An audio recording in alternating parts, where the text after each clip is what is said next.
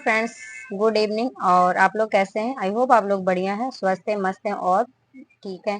तो फ्रेंड्स, मैं भी बढ़िया हूं और आप लोगों के फिर से मेरे चैनल पर स्वागत है, प्रियंका ब्लॉग्स पर और कॉस्मेटिक की मेरी छोटी सी शॉप पर। तो फ्रेंड्स, आप अगर नए शॉपकीपर हो तो ये वीडियो आपके लिए बहुत इंपॉर्टेंट और खास होने वाली है। वीडियो के लास्ट तक जरूर बने रहिएगा। आज मैं लेकर आई हूँ आपके लिए बहुत बहुत इंपॉर्टेंट टिप्स। जो लोग कहते हैं कि हमारी शॉप ग्रो नहीं करती है, हम अपनी शॉप को कैसे ग्रो करें, है ना, कैसे काम करें, सही तरीका क्या है काम करने का और सेल करने का सही तरीका क्या है। बहुत सारे लोगों को आपने देखा होगा या आपका भी सवाल इन्हीं में से होगा। आपका भी ये सवाल हो सकता है कि दूसरे की शॉप पर आप लोग देखते हैं बहुत भीड़ लगी होती है ना, लाइन लगी होती है, और हमारे मन में तभी ये सवाल आता है कि हमारी शॉप पर कस्टमर क्यों नहीं आते। तो ये बहुत बड़ा प्रॉब्लम है कि हमारी शॉप पर कस्टमर क्यों नहीं आते। वैल्यू क्या होता है ना, वैल्यू हमें देना है कस्टमर को, तो वो क्या होती है, वैल्यू होती क्या है, और कस्टमर को हमें किस तरीके से मतलब वैल्यू के ऊपर मतलब सेल देना है, कैसे उनको प्राइस देना है, छूट देना है उस चीज के ऊपर। तो ये सारी चीज जो जानकारियां हैं वो हम इस वीडियो में पूरा कवर करेंगे और आपको बताएंगे कि हर एक छोटी छोटी जो पॉइंट्स होता है, मैं और 4-5 पॉइंट्स है जो मैं आपके लिए लेकर आई हूँ और मुझे इम्पोर्टेंट लगा है। तो आज मैं ब्लॉग्स लेकर आई हूँ और आप लोगों को बताऊंगी कि इन छोटी छोटी जो परेशानियां हैं, जो प्रॉब्लम है, इनसे कैसे निपटा जाए।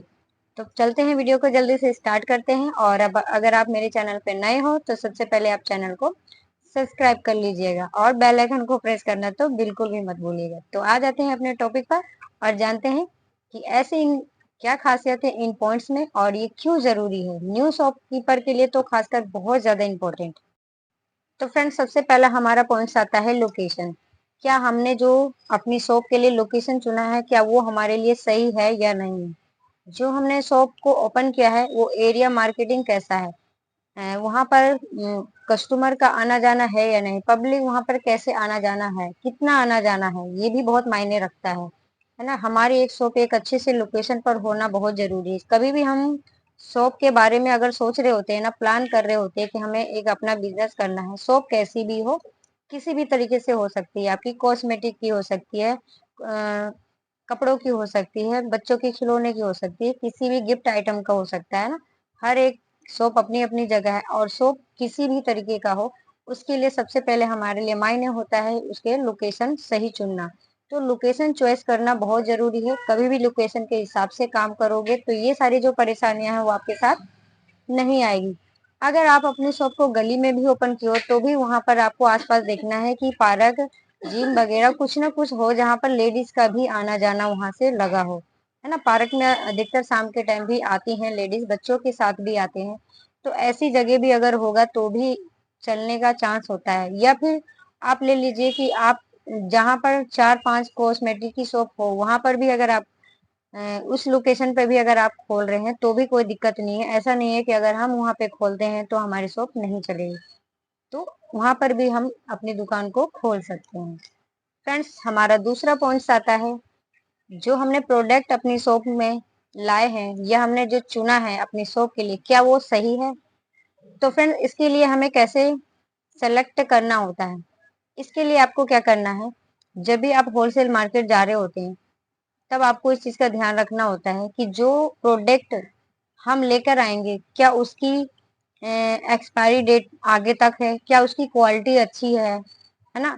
कभी कभी प्रोडक्ट हम आगे का डेट उसका देखते नहीं और कम होते हैं, तो उससे क्या होता है कि जब हम अपनी शॉप पे लाते हैं तो अगर सेल नहीं भी हो पाता है तो वो एक्सपायर हो जाते हैं जल्दी, 1 से 2 या 3 महीने में ही एक्सपायर हो जाते हैं। तो उससे क्या होता है, उससे हमारा बहुत बड़ा लॉस होता है, उसे फिर हम वापस नहीं कर पाते, है ना। हमारा एक्सचेंज भी नहीं होता है और ये हमारी शॉप से क्या होता है कि हमारा जितना भी बजट है, हम क्या कमाए उस पे, कुछ कमाए नहीं और हमारे घर से ही जाता है। तो इसमें हमारा बहुत ज्यादा नुकसान होता है ना। और क्या है कि हमने जो अपनी शॉप में जो जो सामान हम ला रहे हैं वो प्रोडक्ट या शैम्पू हो, पाउडर्स हो, है ना, बच्चों का हो या बड़ों का आइटम हो, या फैंसी चूड़ी हो, बैंगल्स हो। तो बैंगल्स चूड़ी में क्या होता है फ्रेंड, इन सब के भी मायने होते हैं प्रोडक्ट अच्छी क्वालिटी की। आपको अच्छी क्वालिटी की रखनी है क्योंकि हर कस्टमर आज के डेट में क्वालिटी वाला ही सामान मांगता है ना। डिमांड उनकी वैसी होती है कि चीजें अच्छी हो। चीज अगर आपकी अच्छी होगी तो आपके कस्टमर आपके ही शॉप पर आएंगे। भले वो 2-4 रुपए वो महंगा हो वो चलेगा, लेकिन चीज हमेशा आपको बढ़िया ही रखना होगा, है ना। तो इसके लिए आपको हमेशा होलसेल मार्केट में अच्छे से दुकान से परचेज करनी है। पहले आपको मार्केट में अच्छी तरीके से आप डिसाइड कीजिए कि हमें कौन सी शॉप से माल अपनी शॉप के लिए मंगाना है, कौन से हमारे लिए परफेक्ट है। मार्केट में बहुत सारी शॉप आपको देखने को मिल जाता है, हर एक चीज की शॉप अलग होती है। तो हम क्या करते हैं, छोटा छोटा मतलब पैकेज बनवा लेते हैं और अलग अलग प्रोडक्ट लेकर आते हैं। किसी थोड़ा सा माल हमने इनकी दुकान से ले लिया, थोड़ा सा हमने दूसरों की दुकान से ले लिया, तो लीजिए जहाँ पे आपको अच्छा लगे लीजिए, बट आप उस हिसाब से लीजिए कि आपकी शॉप में सेल हो जाए, है ना। ज्यादा भी एडवांस मत रखिए, मत भर लीजिए कि आपको फिर आगे मुश्किल हो जाए उसको सेल करना। तो इन सब चीज का आप ध्यान रख सकते हो। तीसरी पॉइंट्स जो आती है फ्रेंड्स, वो है कि हमारे शॉप पर कस्टमर क्यों नहीं आते और दूसरे की शॉप पर इतनी लाइन क्यों लगी रहती है। तो आपको देखना है कि कुछ तो आपने अनुभव किया होगा ना, या तो फिर आप वहां पर जाकर देखिए। आप भी जाइए, कुछ ना कुछ मतलब चीज लाइए या अपने घर से किसी को भेजिए। आप खुद देखिए इन चीज को, अपनी गलतियों को पकड़िए कि उनकी शॉप पर क्यों भीड़ लग रही है और आपकी शॉप पर भीड़ नहीं लग रही, है ना। तो इसमें इसमें भी कुछ ना कुछ जरूर है, तभी उनकी शॉप पर कस्टमर जा रहे हैं और आपके नहीं आ रहे, जबकि वो वाला जो प्रोडक्ट है वो आपके शॉप पर पहले से अवेलेबल है फिर भी नहीं लेके जाते। तो फ्रेंड्स इसके लिए भी ज्यादा कुछ नहीं है, इसके लिए आपको वैल्यू देना है। अब आप कहोगे वैल्यू क्या होती है ना। तो वैल्यू बहुत इंपॉर्टेंट रखता है, मायने रखते हैं एक शॉप के लिए। शॉप की कैसी भी हो, अगर वो शॉप अगला शॉप वाला अगर वो उस चीज की वैल्यू दे रहा है, मान लीजिए आप एक कड़े भी लेकर आ रहे हैं, अगर वो 10 के 2 कड़े दे रहे हैं, अगर आप 10 के 3 भी देंगे, अगर आपके बजट में है, आप जहां चला रहे हो वो आपको पता है, तो वैल्यू आपको देनी है। आप अच्छे रेट पे अच्छे प्राइस में देंगे तो आपकी शॉप पर भी उन्हीं की तरह भीड़ होगी।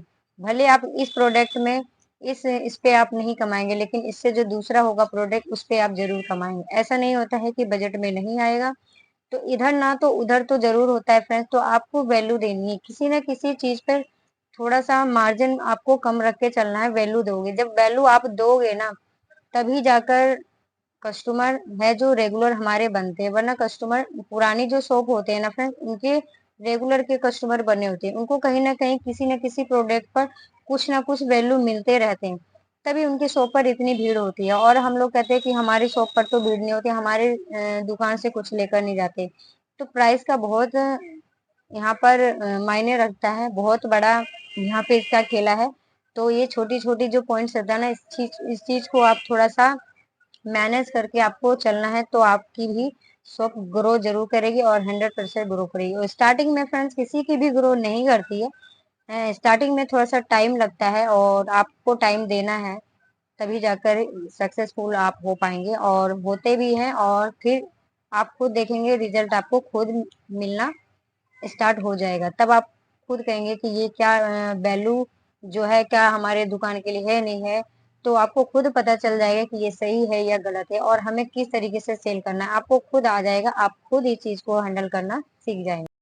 अब हमारा लास्ट पॉइंट आता है फ्रेंड्स, भरोसा और विश्वास। तो अगर हम अच्छा कर रहे हैं, किसी के साथ भी गलत नहीं करेंगे, हम किसी भी कस्टमर का हम गलत प्राइस नहीं देंगे कि हमने इसको इस प्राइस में दे दिया कि चलो हमारी पड़ोसी हैं ये जानने वाली है इनको हम इस पे देते हैं, और ठीक सामने वाली गली से अगर कोई आता है या आस पास के थोड़ा दूर के हो जाते हैं तो आप उनको अलग प्राइस में देते हैं, तो ये फ्रेंड ज्यादा दिन तक नहीं छुपता है।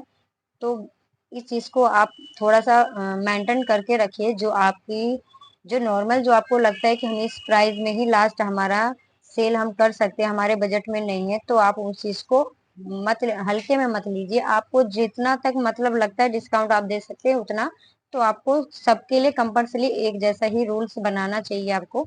मैं तो यही कहूंगी अलग अलग आप मत ही बनाए, क्योंकि इसमें क्या होता है कि वो कुछ दिन ही हमारी शॉप फिर ग्रो होती है और फिर हमें इसका रिजल्ट खुद देखने को मिल जाता है। फिर हमारा जो होता है ना चल रहा होता है अच्छा खासा, वो भी मतलब डाउन हो जाता है। एक दूसरे से जब ये चीजें पता चलती है ना कि तो हमारा बहुत बड़ा लॉस होता है यहाँ पे और फिर नहीं चलता है, ग्रो नहीं करती है, तो ये एक बहुत बड़ी प्रॉब्लम बन जाती है। हमें भले स्टार्टिंग में ये सब चीज छोटी छोटी लगती हो, बट आगे बहुत बड़ी प्रॉब्लम बन जाती है। तो इसीलिए कहती है भरोसा और विश्वास तो आपको बनाए रखना है, और आपको सबको एक जैसे ही लेके चलना है। तो आई होप कि आपको ये जानकारी कैसी लगी फ्रेंड्स, जरूर बताना कमेंट करके। छोटा सा ब्लॉग्स मैंने बनाया है, टाइम नहीं था, इसलिए मैं आपको यही सजेशन देना चाहूंगी कि अगर वीडियो में आपको जो भी कुछ अच्छा लगता है, अगर कुछ छूट जाता है ना, कोई पॉइंट्स ऐसे रह गए हो कि मैं आपको नहीं बताई हूँ, अगर आपको जानना है तो आपका जो सवाल है आप कमेंट बॉक्स में छोड़ दीजिएगा। जब मैं खाली होती हूँ, फ्री होती हूँ, तो आपका कमेंट जरूर रीड करती हूँ, और फिर मैं अगला ब्लॉग्स आपके लिए लेकर आऊंगी और आपके सवालों का ही जवाब होगा। तो फिर मिलते हैं नेक्स्ट वीडियो में, तब तक के लिए बाय बाय, टेक केयर और खुश रहिए और मस्त रहिए।